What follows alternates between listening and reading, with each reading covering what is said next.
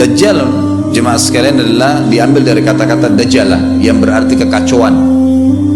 Dajjal ini akan keluar nanti dari negeri Persia, sebuah kota dalam hadis sahih dikatakan dari wilayah namanya Yahudiyah. Allahu alam apakah dia dari turunan Yahudi atau bukan, tapi yang jelas Dajjal nama orang dipastikan disebutkan namanya dan cirinya. Dan dia akan diikuti dari wilayah Yahudiyah tadi, di wilayah Khurasan, kalau sekarang wilayah Iran, negeri Iran sekarang. Diikuti dengan 70.000 dari orang-orang Yahudi Khurasan. Dia akan keluar membuat kerusakan selama 40 hari. Kata Nabi SAW, 40 hari itu sehari seperti setahun, sehari lagi yang kedua seperti sebulan, hari yang ketiga seperti sepekan, dan sisa harinya seperti hari kalian. Ulama hadis mengatakan yang dimaksud adalah sehari pertama seperti setahun, memang setahun maksudnya. Jadi Dajjal akan buat kerusakan setahun, 2 bulan, 2 pekan.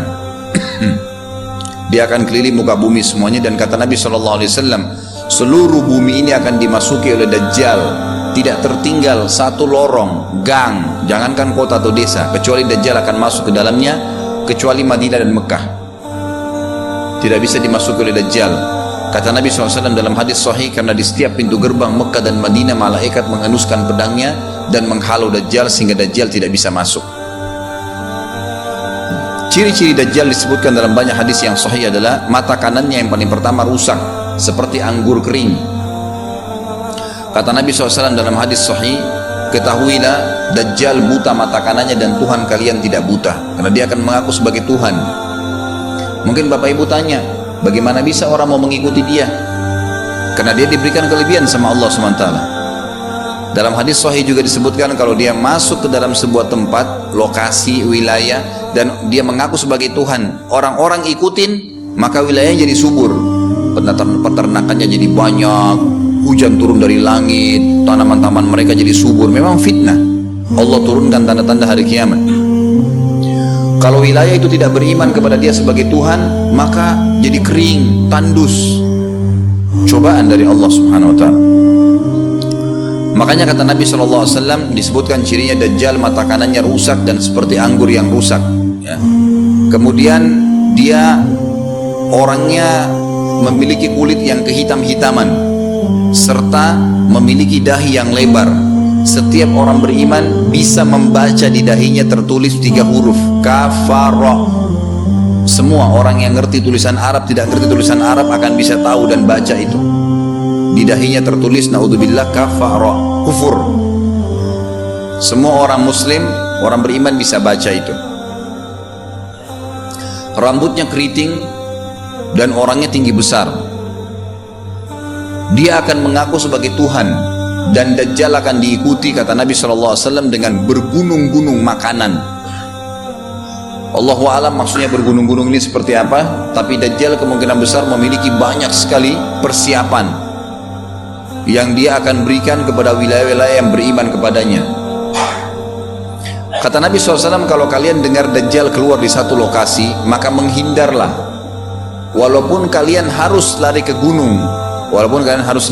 gunung, tapi kalau seseorang di antara kalian bertemu dengannya, maka kokohkanlah, artinya kuatkanlah iman kalian walaupun kalian harus dibunuh. Dajjal ini memiliki di tangan kanannya api, kelihatan besar. Allahu a'lam di telapak tangan atau di sebelah kanan tubuhnya. Kemudian di sebelah kirinya itu memiliki air yang sejuk seperti sebuah lautan yang luas. Sebagian ulama hadis mengambil hadis ini dengan letter-letternya, artinya dia memang punya api yang sangat besar untuk menghukum orang-orang yang tidak beriman pada dia, dan dia memiliki sungai yang atau lautan yang luas, airnya sejuk dan dingin bagi orang yang ikut kepada dia. Kata Nabi SAW, kalau kalian dengarkan Dajjal, carilah tempat yang jauh dan jangan seseorang di antara kalian berkata, imanku kuat, aku akan menghadapinya. Karena bisa saja dia mengatakan itu, ternyata pada saat ketemu dia jadi pengikutnya. Tapi kalau kalian bertemu, kokohkanlah pendirian kalian dan yakinlah Dajjal, ya, di tangan kanannya ada api dan di tangan kirinya ada lautan. Kalau kalian tertangkap, maka pilihlah yang di tangan kanannya yang api, dan ucapkanlah bismillah. Pada saat kalian pun harus dilemparkan ke api itu, ketahuilah api tersebut adalah lautan yang dingin. Terbalik, air yang dingin di tangan kirinya sebenarnya itu adalah api neraka yang panas. Maka kita diajar oleh Nabi SAW. Dajjal terus aja banyak pengikutnya, akan diekspos. Seperti kita tahu sekarang, luar biasa bagaimana media dalam sekejap saja sudah bisa tersebar di sana sini beritanya. Kata sebagian ulama yang menanggapi fasilitas media kita di zaman sekarang mengatakan, kemungkinan besar memang Dajjal ini akan terekspos sangat cepat karena adanya media kayak kita sekarang. Cepatnya dia keliling muka bumi ini setahun, 2 bulan, 2 pekan, sudah semua bumi ini dilingkari, didatangin, karena memang sekarang fasilitas pesawat ada, transportasi mudah. Dan memang ada salah satu hadis yang dihasankan oleh para ulama, salah satu tanda-tanda hari kiamat adalah adanya besi yang berterbangan yang menjadi tunggangan manusia. Sekarang ada pesawat, ada kereta api, ada mobil. Nah itu ada hadisnya, termasuk tanda-tanda hari kiamat. Dajjal nanti akan tiba di Mekah dan Madinah, tapi yang dibahas dalam hadis adalah di kota Madinah. Lalu kemudian dia mau masuk tapi tidak bisa dihalang, maka dia naik ke atas sebuah gunung yang tinggi bersama pengikutnya. Lalu dia berkata kepada para pengikutnya, apakah kalian lihat istana yang putih itu? Maksudnya melihat ke Masjid Nabawi. Lalu berkata para pengikutnya, iya tentu saja. Lalu berkatalah, ya, Dajjal itu adalah istananya Muhammad, tidak bisa dia masuk ke dalam, dia hanya batas wilayah haram di luar kota Madinah. Maka kata Nabi SAW, Dajjal pun menepukkan telapak kakinya ke bumi di luar kota Madinah, maka terjadilah gempa di kota Madinah, dan keluar dengan gempaan tersebut semua orang yang munafik, karena orang kafir nggak ada di Madinah. Semua orang yang di dalam hatinya ada sifat kemunafikan keluar dan jadi pengikutnya Dajjal karena goncangan itu. Dan tertinggallah di kota Madinah orang yang hatinya bersih imannya kepada Allah Subhanahu wa ta'ala. Lalu kata Nabi SAW, akan keluar dari kota Madinah nanti saat satu orang anak muda dengan hikmah Allah, dia keluar dan orang ini bersih hatinya dengan keimanan, maka Dajjal pun menangkapnya. Lalu dia ingin mendemokan kemampuannya di depan para pengikutnya. Lalu kemudian Dajjal pun mengatakan kepada anak muda tersebut, saya Tuhanmu. Anak muda itu mengatakan, kau adalah Dajjal yang telah disampaikan oleh Nabi kami Muhammad SAW. Maka dia pun mengambil gergaji, sebagian hadis lain menjelaskan alat yang tajam, lalu membelah dua anak itu. Dari kepalanya dibelah sampai ke kemaluannya, terbelah dua kiri kanan. Lalu Dajjal lewat di tengah-tengahnya, demo sambil ya dilihat oleh para pengikutnya, dan mereka bersorak-sorak. Lalu Dajjal mengatakan, bersatulah, bersatu kembali jasadnya. Kata Dajjal dalam hadis ini, apakah kau sudah yakin saya Tuhanmu? Anak muda itu mengatakan, saya bertambah yakin kalau kau adalah Dajjal yang disampaikan oleh Nabi SAW. Kata Nabi SAW dalam hadis penutup, ini hadis sahih riwayat Bukhari, riwayat Muslim, ahli sunan semua menukil tentang masalah Dajjal. Saya tidak sebutkan siapa-siapa perawinya karena memang ini semua hadis sahih. Cukup banyak hadisnya, saya satukan saja, jadi merangkai seperti sebuah cerita. Maka Dajjal pun akhirnya setelah itu tidak mampu menyentuh anak muda itu. Allah SWT sudah selamatkan dia. Ringkas cerita, Mekah sama Madinah cuma dia laluin, kemudian dia menuju ke Palestina. Pada saat tiba di Palestina, Dajjal sendiri tidak tahu kalau ajalnya sudah dekat. Maka dia pun akhirnya ya berdemo di sana, menganggap dia punya sebuah kerajaan. Sampai di daerah Palestina, tepatnya sekarang Israel, subhanallah, direbut wilayah itu oleh Israel tanpa mereka sadari. Dalil-dalil wahyu menuntun mereka ke situ. Ada sebuah kota namanya kota Babelut di Israel. Itu kota itu ada, saya pernah lihat cuplikannya, termasuk kota yang diidolakan di dalam negeri Israel sendiri, namanya Babelut. Subhanallah, hadis menyebutkan nama Babelut. Hadis Nabi SAW dari 1400 tahun yang lalu mengatakan, nanti Dajjal akan berkumpul di sebuah wilayah namanya Babelut di Syam, maksudnya di Palestina, Israel sekarang. Ada kota Babelut, dan orang Yahudi sekarang lagi gencar membangun kota itu dan dianggap kota favoritnya Israel. Subhanallah. Dajjal akan masuk ke sana dan berkurung diri. Pada saat dia tiba di Palestina, waktu yang bersamaan di kota Madinah berkecamuk Kaum muslimin sepakat semua keluar untuk mengejar Dajjal dan membunuhnya. Keluar dari kota Madinah satu orang yang namanya seperti namanya Nabi Muhammad SAW, Muhammad bin Abdullah, dan dia dari turunan Nabi SAW juga. Kata Nabi SAW, akan keluar nanti ya seseorang dari kota Madinah, dari keturunanku, yang namanya seperti namaku, Muhammad bin Abdullah, juga sama posternya, parasnya seperti aku, sama dengan Nabi SAW, persis alisnya, rambutnya, kulitnya, dari turunan Nabi SAW, tapi dari asli kota Madinah. Sebagian ulama hadis mengatakan dari turunan Hasan radhiyallahu anhum ajmain. Intinya kata Nabi SAW akan keluar nanti dari kota Madinah, tapi akhlaknya bukan seperti akhlakku, dan itu tidak mungkin ada orang yang sama dengan akhlak Nabi SAW. Kata Nabi SAW, Allah mengubah dia dalam sehari semalam, tiba-tiba berubah menjadi orang baik dalam sehari semalam, jadi orang faham agama. Lalu orang-orang pun akan datang kepadanya dari masyarakat Madinah berkata, engkau adalah turunan Rasulullah SAW, pimpinlah kami berperang melawan Dajjal. Maka dia pun menolak. Dia menolak awalnya, kemudian dia menuju ke Mekah, diikutin dengan 300 orang pertama dari kota Madinah. Sampai di Mekah, setelah selesai dia tawaf, maka seluruh muslimin menunjuknya sambil mengatakan, engkau harus memimpin kami. Dan orang ini punya julukan Mahdi, dikenal dengan Imam Mahdi. Inilah tanda-tanda kiamat yang kedua.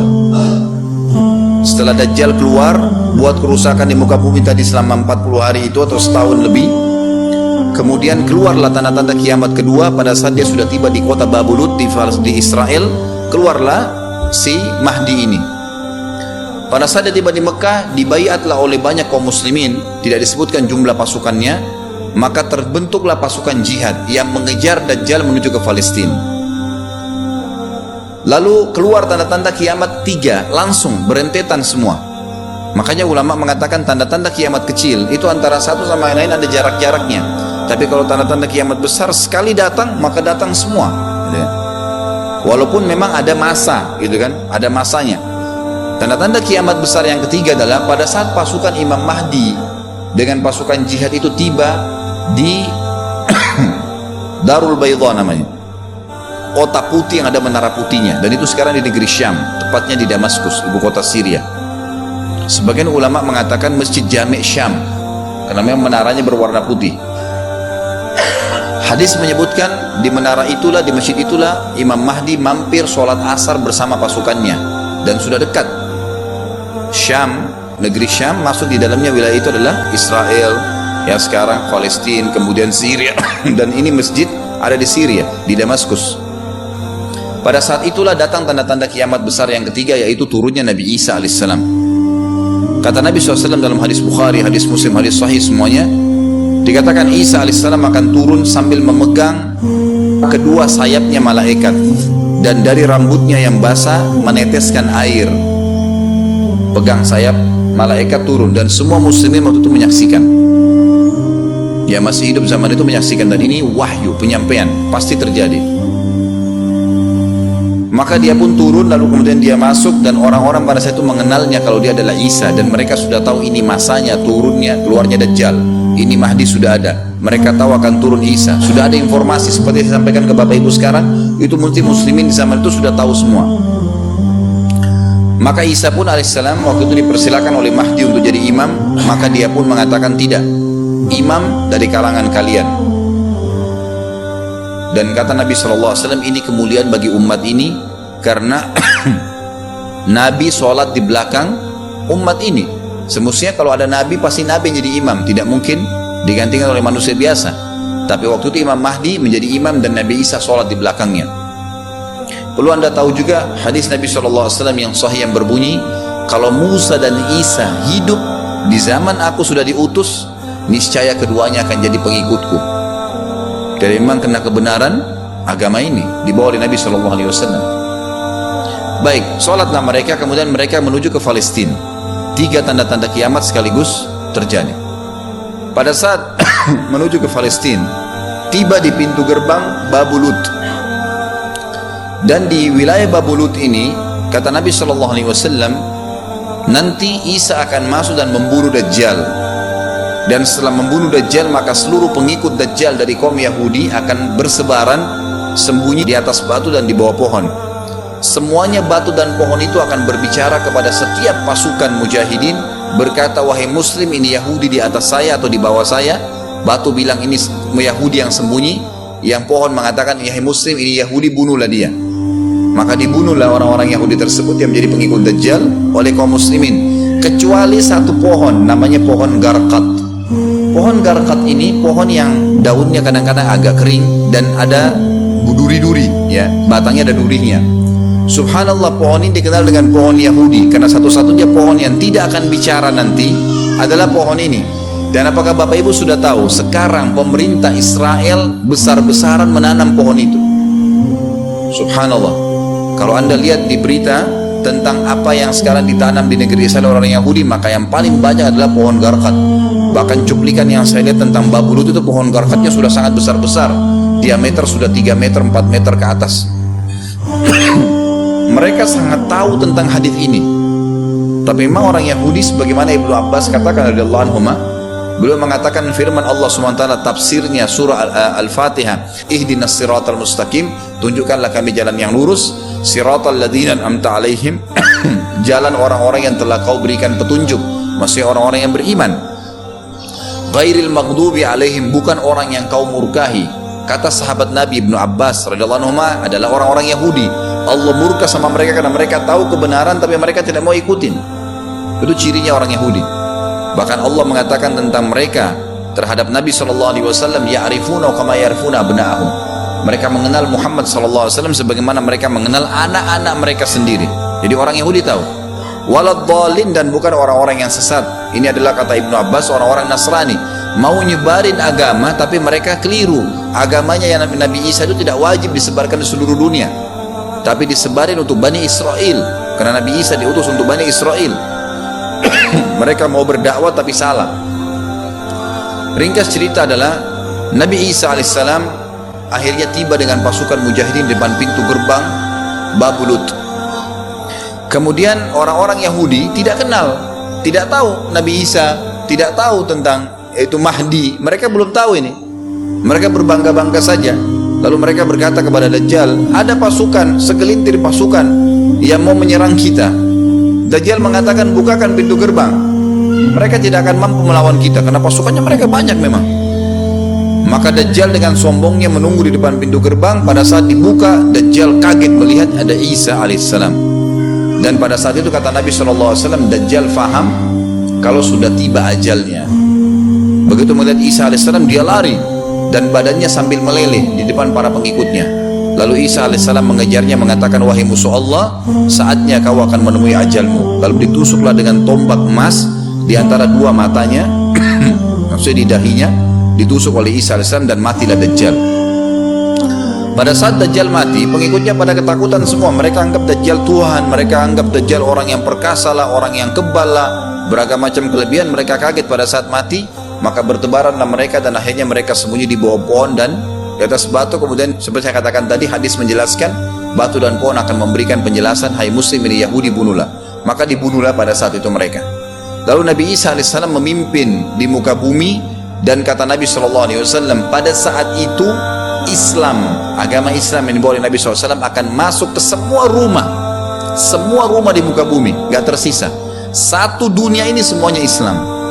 Hadis sahih, kata Nabi SAW, Islam akan masuk ke setiap rumah, bi'izzil aziz au bidzilli dhalil, dengan kemuliaan atau terhina. Yang tidak mau terima dibunuh. Nggak ada lagi penolakan terhadap Islam. Itu hadis sahih.